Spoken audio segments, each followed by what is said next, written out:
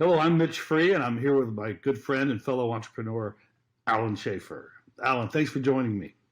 Hey, thanks for having me. This is a get to for sure. Yeah, absolutely, absolutely. We're never at loss for words when we get together. That's for sure. Almost always so much to talk about. Well, we've experienced a lot individually and collectively, so probably lots to report. Yeah, yeah. And so you're living in San Diego these days, right? I am living in an area of just north of San Diego called Encinitas, Okay. California. We hated to lose you from the Atlanta entrepreneur scene, but we can understand the allure. So that's for sure. Uh, well, Yeah, thanks. Yeah, it's yeah, been yeah. fun out here. Yeah, yeah. So what I want to talk about is if we could just go a little bit through your very interesting journey. Like when you were growing up or when you were a teenager, what did you think you wanted to be? Well, that's an easy question because I was 13 years old and my older brother took my twin brother and I to see a band called The Who on their first farewell tour in the Hmm. Citrus Bowl in Orlando. And I looked around and I was like, I want to do this. I want to be a rock star. Who doesn't? And so Yeah. I started my tireless pursuit of wanting to make music. And then, I thought I wanted to be a rock star. And then I got to college and I just sort of shelved music. And it Hmm. really took something pretty interesting for me to get back to music. I was at Florida International University and I got really, really sick and I had to drop out Mm. of school. And, at 21, I'm at the Mayo Clinic and they're telling me all this crazy bad options, maybe leukemia, maybe stomach cancer, all this stuff. My mom goes, well, your father and I have talked and we decided we're going to sell the house and we're going to take you around the world to see what you want to see while you're still here. Oh And I was my. like, whoa, whoa. Yeah, it's nuts. And Yeah. the whole time I'm making these deals with the universe as one might do when faced with that. And I Yeah. said to myself, if I get through the other side, I'm gonna get back to what I think I'm supposed to be doing, and that was playing music. And I'll Hmm. never forget walking in, meeting with the head of internal medicine at Mayo Clinic in Jacksonville, Florida. He goes, I got good news and bad news. I'm like, give me the good news. He says, well, we can rule out all the really horrible stuff. I'm like, well, what's the bad news? He goes, have no idea what it was. You're young. Your body healed itself. We're going to call it a miracle of youth. Have a great Mm. life. And Wow. so yeah, I grew my hair down to, my back. I Yeah. got my first band at, 22. Hmm. And, and then I started playing music. Yeah, yeah. And that was called Five Star Iris, right? So the first band was called Vesper Sparrow. And then after I quit my job at Marriott. They were about to Okay. start paying for my school.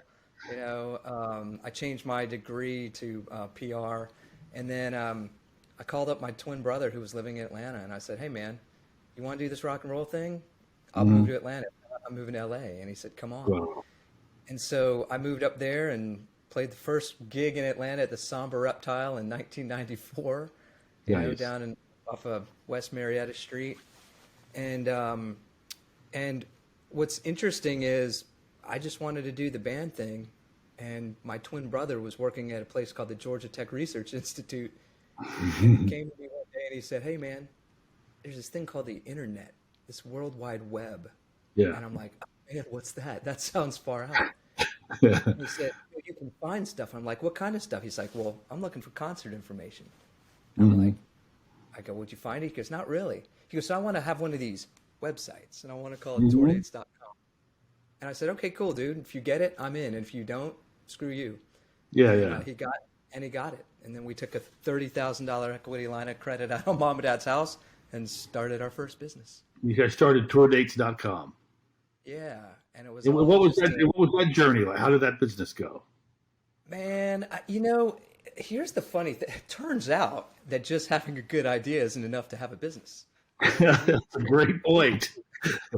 we blew through 30,000 like that, and we had no idea what we were doing, but we were these two young, very idealistic guys that were like, man, we're gonna change how it is for independent artists, Yeah. and man, we were just starving, and we went through the money. Then I had eviction notices. I didn't have a car, and then I got this phone call one day, and it's interesting. I don't think you can be I don't think you can make it as an entrepreneur if you don't have some opportunistic tendencies, right? Sure. Someone calls one day and says, "Hey, we're calling from this ad agency in Connecticut, and we work with AT&T. Do you guys license your content?" And I said to my brother, I go, "Hey, man, do we license our content?" He goes, "Are they paying?" I go, I think so." He goes, "Just tell them yes, and we'll figure it out."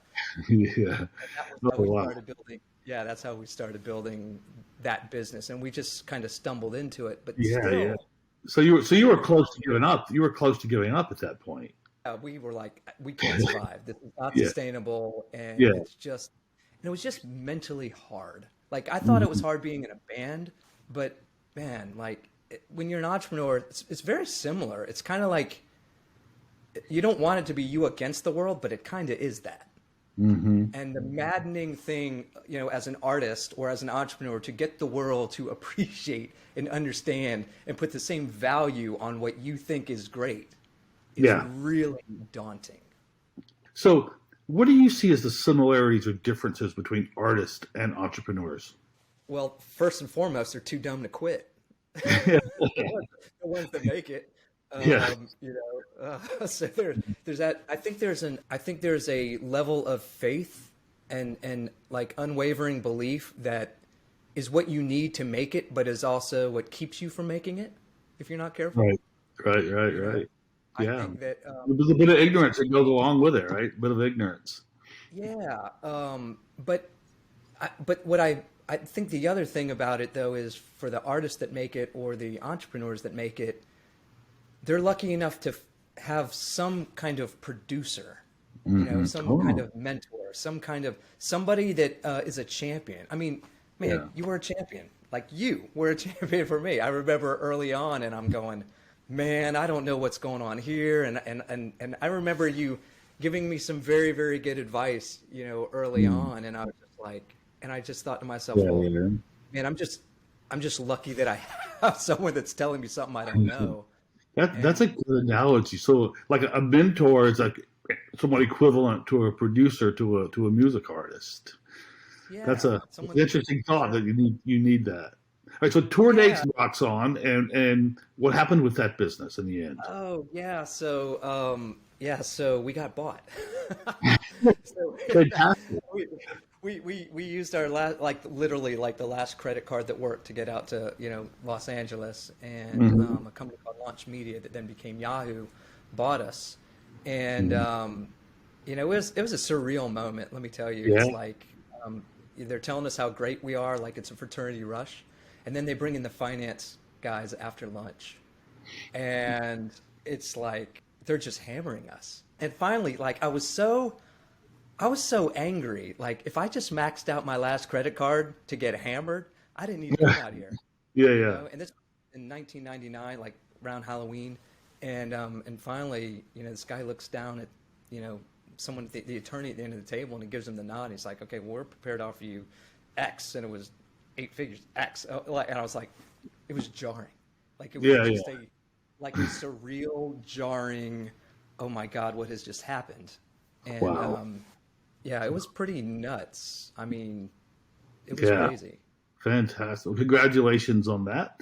And so did you stay along with the company, or did you guys just you walk out? I mean, after the closing, you were done. Oh no, no, they locked us down for a year, and that lockdown was a painful lockdown because if you look at the timing, so Yeah. Yeah. There was a 2000 2000, bubble yeah. burst, So and what's interesting is when I talk about that entrepreneurial pursuit, what seemed like a home run was more like getting hit by a pitch. oh So, no. so we got on base. We got on base, and it was a life-changing event. But it wasn't okay. Now we're done, or now we can really go do whatever we want. But Yeah. ultimately, it did get us back to this thing, which was, hey, we started tourdates.com because we wanted to be able to play music on our own terms. And so then I started Five Star Iris, and that was the Okay. band that actually got to do some really cool stuff. And we played for the Yeah. troops in Iraq, and made it to Yeah. 18 countries, and that was like the better like run of getting to experience like the rock star stuff. Yeah. Sure. Sure. Wow. Getting to play for the troops in Iraq, that had to be fascinating. You know something? I will tell you this. I was very, very, very vocal, especially when I came back. You know, I was going on like, CBS Westwood One, and you're hearing about this stuff going on over there, and I'm going, let me tell you about the guys I met. I met Yeah. guys that were building schools Hmm. for Iraqi kids, and I met engineers that were making sure that the Iraqi people had power and a better Hmm. infrastructure. I met people that were putting shoes on kids' feet. Yeah. It was humbling. Yeah. And what I will say is this: there's no way to witness all of that up close and the different branches working together. And regardless of whether you thought we should be there or not, we didn't Yeah. care. We're there to support the people that are doing the job for us. Hmm. And I was, for a musician, I was wildly outspoken about that support, and Yeah. I always have been relative to the military. Oh, that's great. So tell me about the run of 5 Star Iris. Like how big did you guys get? Was it Not big fun? enough. Not big enough. It's funny. It's like entrepreneurship. It's a roller coaster, and it's a very humbling business. I'll never forget. So the power of the radio. Hmm. We come out of sound check. We're playing this place, and it's this complex, and there's like a really huge place, and then there's the place that we're playing, which is probably like 1,200, 1,000 seater. Hmm. And I walk out to just go back to the hotel, and there's this line around the building. And I was so naive and silly. No way they could have been there for us. Like that Yeah. wasn't even in my brain. And I walk up to these people in line, and they're freaking out. Like they're acting all goofy, and I'm like, "This my fly down." Like I don't know what's happening. And then they're like, they thought I was putting them on. Like they were there to see us, and it was me, the lead singer of the band that they were there to see, that was Yeah. coming and hanging out and giving hugs and all this. And I was just like, it was a really interesting moment. I remember after the show, this kid is in line waiting for an autograph, and he looks like he's about to throw up. I mean, he just looks so nervous. And I thought to myself, I hope he's okay. And he gets up to me and he says, if I don't tell you this, I'm going to regret it for the rest of my life. And I'm like, oh boy, I don't know what I'm about to hear. I'm Yes. in Salt Lake City. I don't know what's going on. And he goes, just like this, he goes, you and Bono. I go, wait, Wow. you and Bono, he goes, are my two most favorite songwriters on the planet. And I was like this huge Bono fan. So I'm like, you got to be kidding me. But there was the lesson in that moment, which was this idea of perception being one's reality. Hmm. Like, Yeah. I think the world runs on story and value, Yeah. and Yeah. they kind of go like this sometimes, right? And it was just a fascinating thing. And then, by the way, and then the next night we were playing in Gunnison, Colorado, at some college, and there were 20 people, and I was the oldest one outside. But we got to do some really cool stuff. We worked with some really amazing producers, and the other thing also in my musical journey that I do think is fair to mention, when we talk about champions, tourdates.com, I'm in our office in Buckhead on Far Road, Hmm. and imagine just out of nowhere, you get this phone call, and it goes like this: hey, my name is David Butler, they call me Tiny, I work for a guy named Ed Rowland in the band Collective Soul, Hmm. and we're out at Tree Sound Studios, and he heard your music and he wants to meet you. Like, I didn't know that was going to happen today. And Yeah. he became a real champion. No, that's great. We would have never gotten to do any of the military stuff if it Hmm. hadn't been for him. I remember him calling me from Naples when Yeah. he had just finished, through the Middle East, and then was in Naples, Italy, and he called me Moonglow. He goes, Moonglow? He goes, this is one of the coolest, most rewarding things I've ever done, and I'm going to make sure you get to do it. And he did. Wow. That's amazing. Yeah. What a great guy he is. Just a Yeah. humble, good guy. How long was the run for 5 Star Iris? So 2004 to probably 2012. Hmm. That's a nice run. Yeah, So, yeah, it so was a nice tell me this. So if you're going out every night playing the same songs, does it get monotonous? Does it get boring? Is it like a factory worker assembling the same thing every day? only if no one's listening. you know, I mean, again, it's like you'd go play in a club, or sometimes and we kind of chased the radio. Like places that Hmm. we were on the radio, it was just a different experience, and then other Yeah. places it was like, you got to get up there for the love of the game. And my Yeah. whole thing was this: I'm like, look, there might be 10 people here, and these people came here, and it's our job to, to knock them down and make sure that they leave going, okay, that was amazing, and you should have been there. So that was that kind of like an entrepreneur, that sort of inner fight that you got to kind of get up for the game, Yeah. Years ago, I was at this CEO training thing, and A.G. Lafley, who'd been the CEO at Johnson and Johnson, was there. He was talking about being a CEO was kind of like being a rock star, but you had to go out, you had to constantly sing the same songs. And he was talking about to your company, right? You need to figure out what your mantra is, what the culture is, what the values of the company are, what you're trying to achieve. And you have to constantly preach that over and over and over. And every time you give a speech or something, you got to constantly be singing that song to your company. Yeah, and it's what's the hook, and what are people going to remember? And it's interesting. I think that's one of the hardest things for a business. Someone told me years ago. They said, for a successful enterprise, you need three things. You have to have a really strong vision. You got to have strategy, but most importantly, and they said this is the hardest, you got to be able to tell your story. Yeah. And man, I've been on this tireless pursuit, even for what I do now, to tell the story.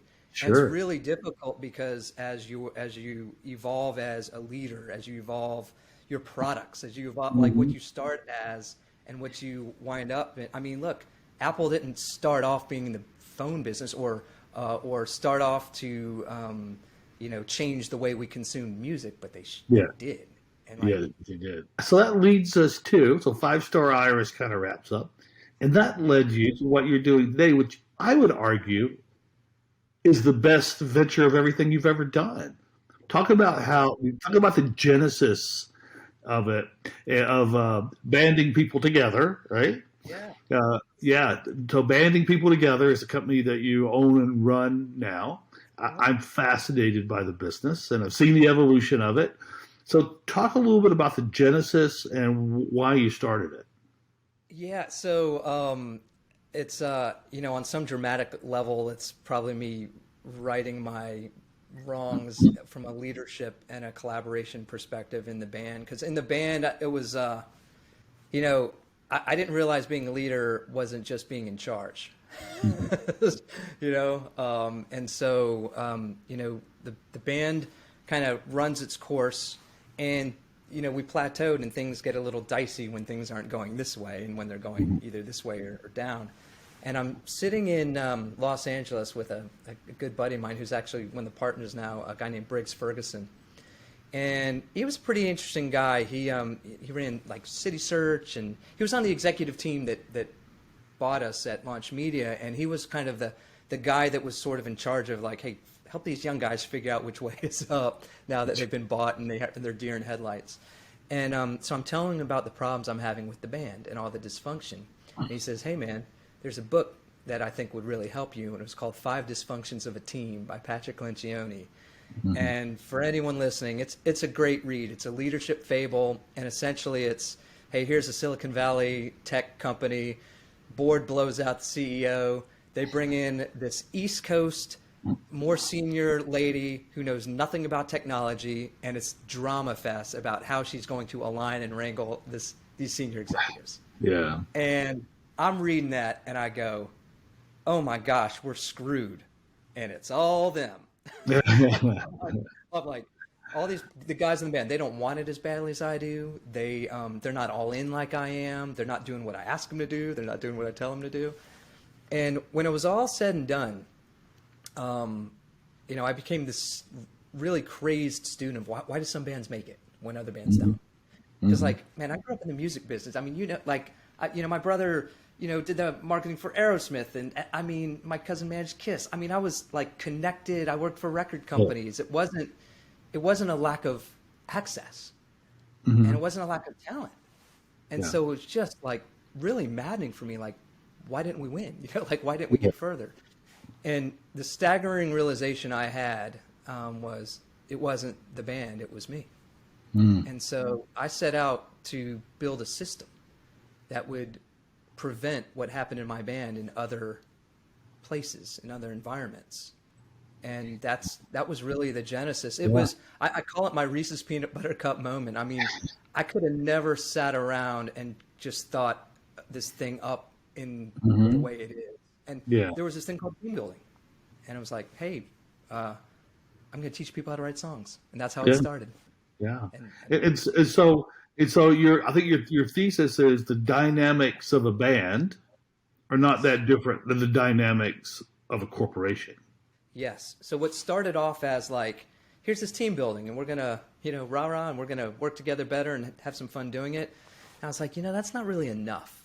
Like we get happy sheets, that's cool, but like, it's not the impact. That's the other thing that I would maybe suggest that I don't know that people necessarily think about entrepreneurs as. Like, I think as entrepreneurs, I think great ones want to make an impact. I mean, every person out in Silicon Valley that started the next thing that wants to change the world. I mean, we want to make an impact. Yes. Do we want to make money? Do we want to create value? Yes, but impact is a basic intrinsic human motivator. And so, but yeah, so I'm like, okay, we got to do more, and I want to figure out a way to measure collaboration. And so I found a PhD that wasn't too freaked out to work with a nutty band guy. And I said, I want to build this. And I said, does it exist? And he said, no. And I said, well, can we do it? He goes, oh yeah, sure. And so we built these diagnostics, and everything that we do, we just kept evolving into this data to be able to essentially predict and hack how human beings interact to navigate all this complexity. And it's really simple patterns. The thing that I learned about myself in all this was, while I sucked at math and my twin brother was like the engineer, my mind when it comes to behavior is an engineer on steroids. Oh, that's great. I mean, it's the patterns. For whatever reason, my mind loves the patterns. Yeah, that's interesting. So what kind of clients do you work with today? What type of companies? Well, we've been really fortunate to work with some really great organizations, and it's so funny. Some of my mentors and advisors would say to me, they'd like, "Hey, don't take this the wrong way, but how in the hell do you go? How the hell do you go out and get a NASA or a Coke or a Verizon?" I'm like, pure belief and passion and faith. Sure. But yeah, we've got to work with Coca-Cola, NASA. I mean, I've had astronauts in sessions, which is just sure. And so you go in, these companies hire you. You go in, and what do you do for them? What does it look like? So it's it's everything from, hey, here's an event, or like what we did together, and back in the day in Shanghai, and where it's more of a team building esque event, to really serious unraveling really serious conflict resolution, to, hey, you're trying to figure out what you're calling great for a particular position. Like you got a divisional vice president of sales, and you've got 8 of them, and you're trying to go, well, what are we calling great and why? And we can build the model that says, okay, if you give us your KPIs, your values, things that you say are near and dear to you in terms of how people get to the results, we can go, yeah, here's your greatest hits, and here's based on what you say is important to you. So definitely playing hard in the talent space, and helping just remove, I call it addition by subtraction. Okay. So here's the thing, on your street where you live, like I know there's speed bumps. We get rid of the behavioral speed bumps so people can be optimized. Yeah. And music, and you weave music all through this experience and training, right? Yeah. And so I am very much of the belief that you can't get it all done in this world just quantitatively or just qualitatively. Like you got to feel it to get out on the dance floor. And so everything that we do is served up in this music-centric language. And, it's funny, and I think this is another thing, especially as an entrepreneur, when you're like really close and it's your baby. The optics of this music thing, it's so easy for like a kind of type A senior executive going fast to go kitschy, cute, who is this guy and whatnot. But it's surgical, and it's an engineering move. it minimizes the skeptic brain. It engages your limbic brain where emotion and long-term memory lives. And so people are feeling it. And it's like this symphony of behaviors where we can get a bunch of people in a room. I'm going to do it in Dallas, the day after tomorrow with one of our mission partners, National Vision. And you're going to have 280 people that are all going to see the same thing. And that's one of the things, there's a guy named Daniel Kahneman. Not sure if you're familiar with Daniel Kahneman, but he's this brilliant economist, behaviorist, all kinds of things. And he has a book called Noise. And he said, wherever you have subjectivity and whenever you have bias, you have noise. And if you have noise, you don't have clarity. And if you don't have clarity, you're not getting aligned. And so what a lot of people don't realize is it's not about getting everyone else to see the right thing. It's about getting people to say the same thing so that you can get to whatever the right thing is. And the right thing might be, hey, we agree to disagree, but just to even get to that clarity is so hard relative to the way the human beings work and our egos and our motivations. And so it's crazy. We're not taught any of this stuff. Yeah. Well, a lot of these companies keep asking me back, I know. So obviously they're getting a lot of value from it, and employees must really enjoy it. So that's a huge testament. This is something I learned from you, man. The one of the things that it's always been super fun to watch, and I remember when you started your current business, and just this idea of, hey, people weren't responding quickly to, or at all. And I remember you and I were like an Irish pub down the street from my house, and you said, and you're like, yeah, look, here one came, and I'm going to respond. I don't mean to be rude, but I'm going to respond to him right now because no one else is. And this idea of just maniacally being about your customers. Yeah. Like you can't lose if you're trying. If you have a decent product and you're honest and you were trying hard for your customers, I just remember going, yeah, I want to do that. And like, I want to knock the cover off the ball in the same way that I want to give the show to the 10 people who paid their money, regardless of whether there's 10,000 or not. Right. So that's right. In that moment, starting that, actually, in every business I've started, I have been that maniacal about the customer at the beginning, as you witnessed there. But a customer emails and they want an update, they want a quote, they want something. I just obsess over getting back to them quickly, being responsive. And it's funny, it's just such a simple thing to do that it seems to be lacking in the world today. And, with my current business, we're in manufacturing, we're making components for missiles, rockets, satellites, robots. There's a lot of companies that do that. We're doing super well. And it's not because we, do anything that different from the other guys, but we do obsess over communication and follow-up.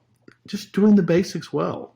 So it's amazing. And I don't, I would suspect that there's plenty of people and aspiring entrepreneurs that look at someone like you who's had the success that you've had and would go, really? Like, seriously? That's how you get there? It's like, maybe. Yeah, it doesn't have to be anything magic. Just do the basics well. Yeah, it's crazy. I think also entrepreneurs, I think it's really just like artists. I think unfortunately we do too good of a job of overcomplicating things.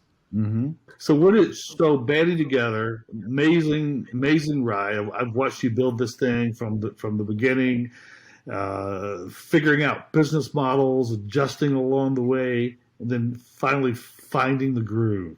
So where does it go from here? So, where it goes from here is, and this is a really interesting idea. I'm really excited about the new year. This last year was just really getting tight with our product and really just defining the sound. That's the other thing. I remember I used to get frustrated when I would think I wrote my, latest best song and I would send it to a record company or I'd play it for, one of my music business mentors and they'd say, it's good, it's the best thing you got, but you're not ready. And I used to get so frustrated. Like, what the hell does not ready mean? But I've come to realize what not ready is. And I think it's similar not only as an artist but as an entrepreneur. You know, well, you're ready when you're comfortable in your own skin. You know what your business is. You can tell people what it is. It's not all over the place, and it's like, when you get to the place of like, you know what, my sound might not be for everyone. That's all right. This is our sound, and we're gonna do it as great as we can. And so, going into, I think the next step for us is, look, I'm still in this shift from going from an entrepreneur to an actual CEO. I understand why guys like me who start things get blown out, you know, because like the craziness to birth something and then to be able to have the just different part of your brain strategically and logically to actually turn it in and, you know, get the model right and all that is very, very difficult. And being, you know, the operator, if you will, is very different from being the entrepreneur. And I think you're exactly right. It's a great thing for people to acknowledge is, you know, as an entrepreneur, if your company does well, you probably are not going to be the best CEO at it. You probably are going to need someone who that's their skill set. But that CEO could not have birthed the business. 100%. They're very different skill sets. So there's a few that make the transition. I mean, you know, Jeff Bezos did it very successfully. Steve Jobs did it successfully. But those are the rare exceptions, I think. I think in the majority of cases, there's a point where the entrepreneur kind of hits his max, you know, or the value that he's contributed to the company, he or she contributed to the company, kind of maxes out, and it's time to change the leadership and bring in a different skill set. Now, I remember another one of the sessions I was in one time, and that was Anne Mulcahy, who had taken over and reinvented Xerox, was speaking. And she said she felt like there should be a limit of 10 years on any CEO. That after you've been a CEO of a company for 10 years, you're probably out of fresh ideas. You're now you're in the forest, and that you should look at resigning or figuring out how to replace yourself after 10 years as a CEO of a single company. Yeah, you know, it's interesting. I think there's also a mindset shift. You know, I've really been focused on this idea of, you know, moving from managing to leading. Right? That's its own kind of thing. But also, as we go into the new year, going from running to growing. Yeah. And that has a different thing to it. And so I'm excited because it's like I keep getting to these spots that I think I'm supposed to get to that's going to make this thing go like this. Yeah. And then I'm like, oh wow, it's like a game. Like, wow, just unlock that part of this game that you gotta figure out. The only difference is it's a lot easier to figure it out when the wolves aren't at the door. Yeah. So I'm grateful for that. Yeah. And what I also realize is there were a lot of people like you and just a slew of people that, and this is important. Sometimes you're not ready for the help that you really need. You know? Yeah, sure. Like, and there's people and even clients now that have re-engaged us who were champions early on. But man, I wasn't giving them a good story to go hang their hat on that they wanted to bet their career on, you know? And these people that have come back and I'm like, wow, like you must have been thinking, wow, Alan's a nice guy, but bless his heart, you know, like, you know, and that whole thing to go, wow, now that I know what I know, wow, I just had a very false expectation of the value that we were putting into the world. Yeah. As we wrap it up here, what's your best piece of advice for entrepreneurs? Well, I think the world runs on value. And I think as an entrepreneur, a few things. You know, if you can solve a problem, if you can create value, like really create real value, and you don't get to determine what the market says is valuable. So there's that. I think it's one path. I also think that you got to fill in the gaps. Surround yourself with people that are not contrarian for the sake of contrarian, but it's the differences that really create the sound. Like leveraging the collective genius of those around you, I think is important. But most importantly, it's like making a record. However long you think it's going to take longer, and you better buckle up. Yeah. It is not for the faint of heart. And just because you have a great idea does not necessarily mean you have the stomach to do what it takes to put that into the world in a way that can be realized. Yeah, that's a great point. I come across a lot of people that are really, almost fresh out of college, and they're like, they'll email me or somehow get in touch with me and want some mentoring, and they're like, I want to be an entrepreneur. I'm ready to start something. I just haven't figured it out yet. And I just think you're not ready, right? Go work somewhere, get some experience, see a lot of things, because you're going to need that experience. And it's not an easy gig. It is not an easy gig.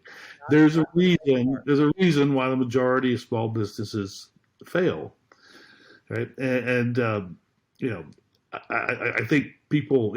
I was 35 when I started my first entrepreneurial venture, Wow. and I'm really happy that it worked out that way, because the experience that I got working for different companies in different roles all played a huge role when I became an entrepreneur, of having seen other things and other people paying me to learn and get experience, versus me losing my own money or an investor's money to get that experience. Right. Yeah, and it's just it's not for the faint of heart. There's nothing easy about creating something and getting out there in a way that is sustainable. Yeah. And then the last piece is, better have some people around you that can love up on you and pick you up when you're down, because you are going to be down. Absolutely. All right. Final question. Being in the music industry, who are you listening to these days? Who's some of your favorite artists at the moment? Oh man, see, this is so. So I just went to a festival with my wife, and I have a tendency to listen to a lot of the stuff that I grew up on, but I saw this band, Fits in the Tantrums, and they were a lot of fun. Good. And I just saw Kings of Leon, and they were really good. I hadn't seen them before. Yeah. I like the Revivalists. Yep, I've seen them recently as well. But I'll go see the Eagles when they come around, and I saw Tears for Fears, and when they were on so like all these old bands, I'm wanting to see them while they're still here. Yeah, that's right. So because we don't have kids, I'm not always up on the latest greatest acts, but I'm trying. Good deal. All right, we'll wrap it up. Again, I'm Mitch Free. This is Alan Schaefer, a good friend and fellow entrepreneur that's been joining me today. Alan's company, Banding People Together. And Alan, is that bandingpeopletogether.com? It is. Yeah. Check it out. Go ahead. Yeah, come say hello. And you know what? I answer every email. It might take me a minute, so I'm ALAN at bandingpeopletogether.com. And if you reach out and you have a question, I can help answer anything, share what I've learned and pay it forward. I'm always happy to do that. Absolutely. Well, thanks again, Alan. Thanks for joining me. Of course. Thanks for having me, man. I appreciate it.